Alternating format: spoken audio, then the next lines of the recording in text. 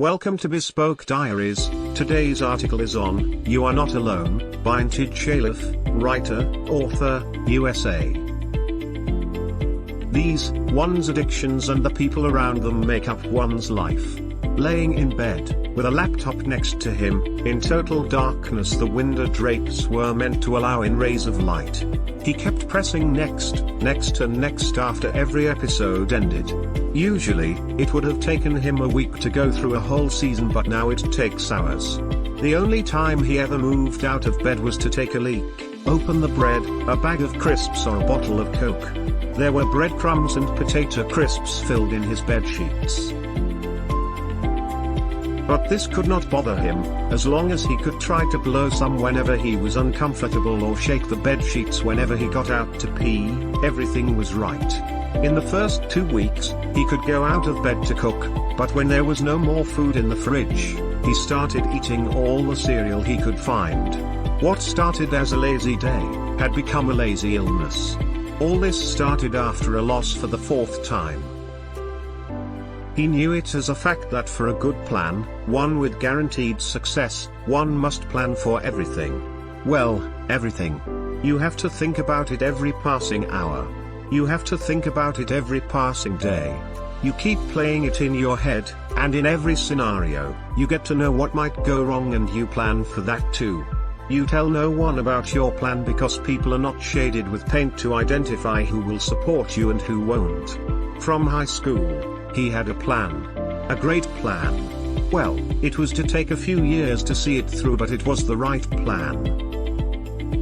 What are a few years? So he heads out into the world more ambitious and naive than those before him. And after 4 years, the world told him no. Well, that hurt. He felt a little down for a day, and that's when it hit him. He still had a great plan, he needed only to change a few details and everything will be as before. Well, the change needed a few years to implement them in his grand plan. And so he lost not his focus, he gave in everything, time, money and sweat, and after 2 years, the world had the same answer as before. No. He was not as depressed as before. Maybe it was not the first time the world rejected him, so he did not lose his mind or sleep over this. He thought to himself, if a man meets his destiny at the very path he takes to avoid it, he is not a coward. He seeks, but if his destiny is to fail, someone should say something or send him an email. He has come a long way, he cannot be going the wrong way. He took a day, thinking, and made more tweaks to his plan. And this time he also made a second plan. Any normal person would have been torn into two trying to see through 2 different plans that are different in every way. But he was not like everyone else.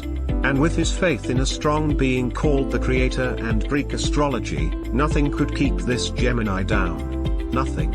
And so it took 5 years with him going through the emotions of the day, but with one concrete coin in his mind. It's either heads or tails. He has 2 plans, if one doesn't go through it's definitely the other.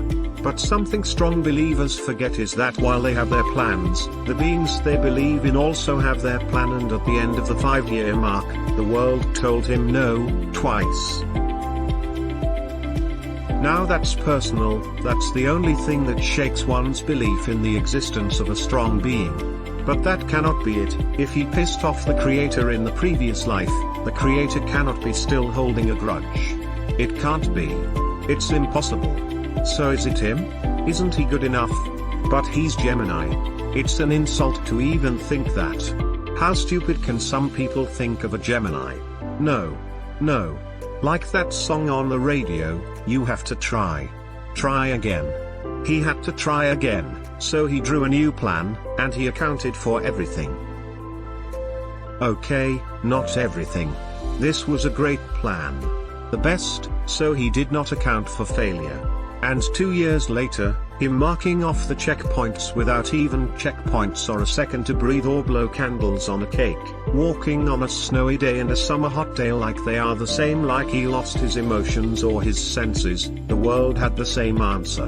No. So he decided to take a day. Just stay home. Be lazy for once.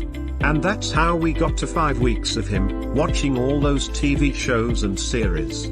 He kept clicking next and next and next. From 1 day to 1 week to 5 weeks.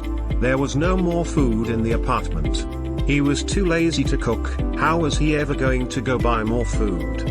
So he became hungry and hungry until it was hurting so much that he finally got out, put on a hoodie, sweatpants and sandals and went to buy more food at the supermarket. Just as he stepped out, the sun was too bright in his eyes that he needed a minute to adjust to seeing in such brightness.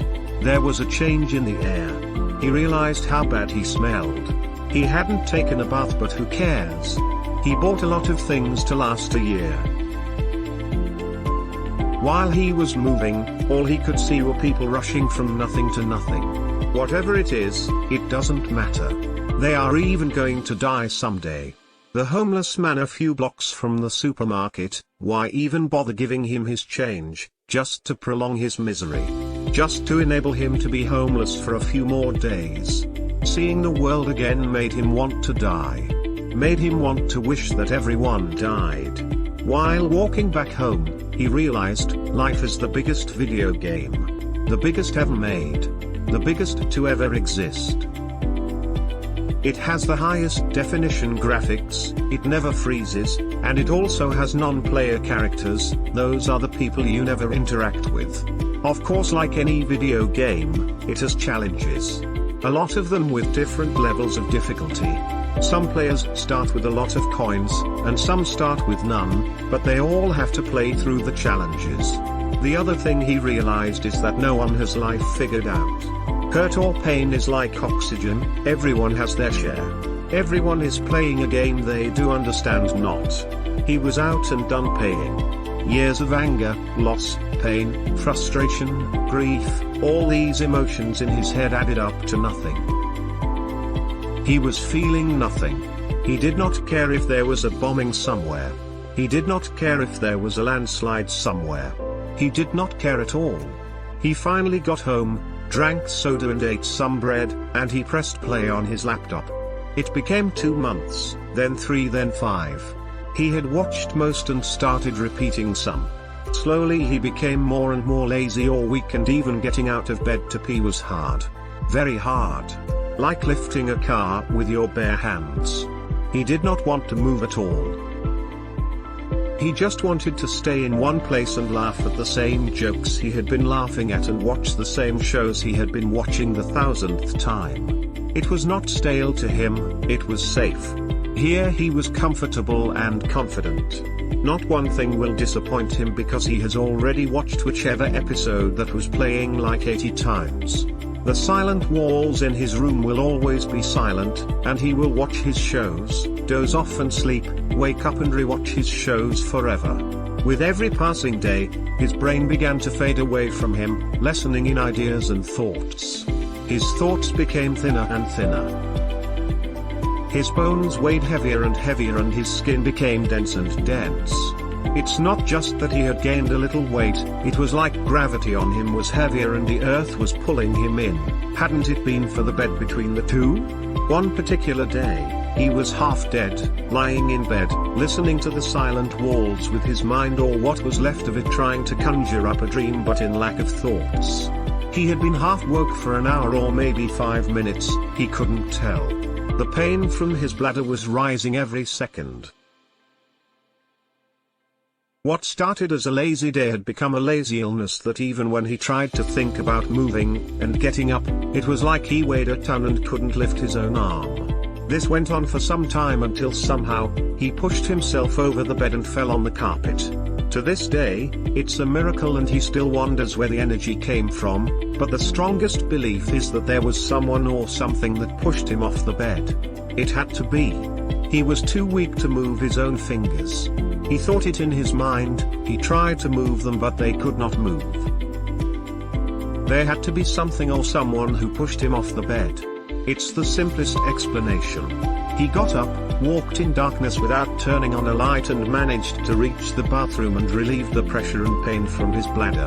With staggering movements, he walked back but stepped on a gamepad on the floor and fell into a chair in his bedroom. It hurt so much but he was too weak to even shout at himself. He stayed where he had fallen for a few minutes, took a deep breath and then went into the kitchen to make a few eggs. He turned on the gas, put on a frying pan and poured oil in it. He then broke 3 eggs into a cup. He went into his room to pick salt, where he had left it weeks ago, and then something miraculous happened. It's like someone whispered to him to go to the window. Look outside. Hurry, it might go away. Rush before it disappears. Wherever the thought came from, he walked to the window, moving slowly one leg after another on the carpet so as not to fall again. Finally, he reached, kneeling into the chair that was by the window. He opened the drapes. It was so beautiful. He really believed there was someone or something watching and directing him. He would never have gotten out of bed just to look out the window. Why would he even do that? He is not crazy. But this time was special. They were so tiny and beautiful. They came slowly, navigating the soft winds and landing on the window glass. He had never seen snowflakes up close. The detail in them. It was cold on the window surface. He kept staring at them fall and fall, and on the windowsill and on the ground below. Winter is so beautiful when it's not accompanied by strong storms and extremely cold temperatures. He cracked the window open, just a little to let in a few snowflakes. It was warm inside, but those few fleeting moments before they melt were magical. Just as he opened the window, a cold fresh zephyr blew in. Something smelled weird. He hadn't bathed. No, that's not the smell. It's definitely not. Dirty clothes, no. It smells like shit. He left oil on the stove. He rushed back to the kitchen and the frying pan had a fire in it. Burning causes smoke to fill in the kitchen. He rushed to the apartment door to turn off the gas because he couldn't get near the fire. He then started fetching water from the sink and pouring it into the frying pan whilst running away from the flames and splashing and getting drops of water bouncing off the hot frying pan. It took a lot of tries to put out the fire, and after, he sat down for a minute to gather his breath. He then started cleaning, slowly, and before he could notice, all the dirty dishes were sparkling again. He remade the eggs and made tea, and after eating his meal, he went back to his bedroom. He had left the window open. It was now cold inside and a few snowflakes had collected on the arm of the sofa. While closing the window, it hit him, they are all going to melt away. He will forget about them and he will go on with his life. Wait, what life? He has no life. He is not living. He is existing. Just moments ago, he had almost burnt down the house, and who knows where the fire was going to spread. At least there's something to remember or forget about the snowflake. What will anyone remember about him? He did not succeed at anything. He did not fail at anything. Well, he tried, but is that all? Are 4 tries enough? He just gave up. At least they should remember him as the guy who kept trying. If you're living someplace he does not know, carrying a name he has never heard of, and you're doing a lot of nothing, you gave up, of course, no one will remember anything. He kept cleaning his room, but with deep thoughts coming to his head, gushing like they have been piling for a while, and someone just opened the tap. He then took a bath and also shaved. Then he went to the supermarket to buy a soft drink to take while he heads to work. If he is remembered as the man who kept trying, let it be, at least that's something. He always used the same supermarket, and usually, they just say hello to each other and that's it. They never talked with the attendant. And like always, they said hello to each other, but after scanning the barcode from the bottle, the supermarket attendant asked, with concern and curiosity, that he failed to take the money.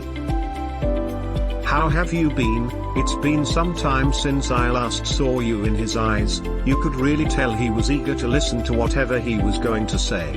Like he really cared. With those simple words, he never felt more alive. It's the happiest he's ever been the whole year. Well, in this video game, there are good non-player characters. Whether he succeeds or not, the point is, did he live? And for the first time since forever, he was alive? And he was living. Not existing but living. Thank you for your time. Don't forget to like, subscribe and share. Do leave your thoughts in the comments section below.